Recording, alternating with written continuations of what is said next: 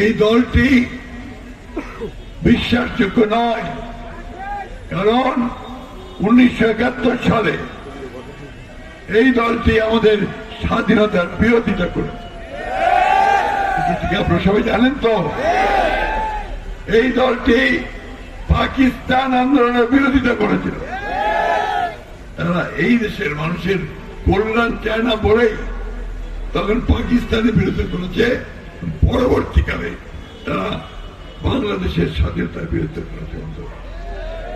আজকে দেখলাম পত্রিকায় যে হেফাজতের আমির সাহেব তিনি বলছেন, আমি জানি না এটা ওনার কথা, যে জামাত ইসলামকে ভোট দেওয়া জায়েজ নয়।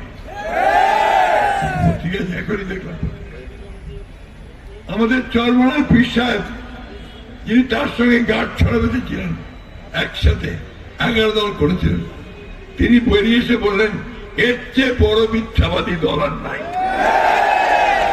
আমাদের তো কিছু বলতে হয় না, তাদের সঙ্গে যারা তারাই বলে দিচ্ছে যে এই দলটি। বন্ধুগণ, যারা রাজশাহী ইউনিভার্সিটিতে পড়েছে এক সময়, তারা জানে যে এই দলটির রক কাটা অভ্যাস আছে, এটা সবাই জানে। আর আমরা জানি চট্টগ্রাম বিশ্ববিদ্যালয় কিভাবে তারা হত্যার পর হত্যা করে গেছে। আজকে এই দলটি বিভিন্ন জায়গায় সমস্যা তৈরি করার চেষ্টা করছে।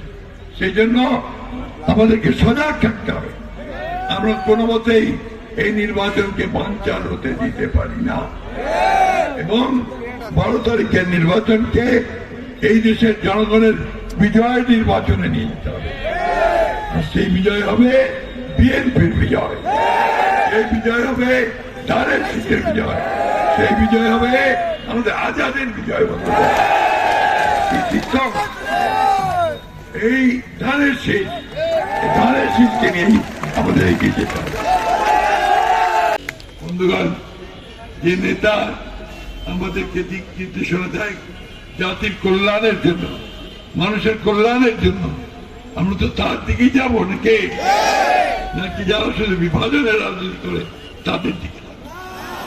আজকে খুব পরিষ্কার ভাবে বলতে চাই, বাংলাদেশের মানুষ কোনদিনই সেই দলকে সমর্থন করবে না যে দল আমার স্বাধীনতায় বিশ্বাস করে না।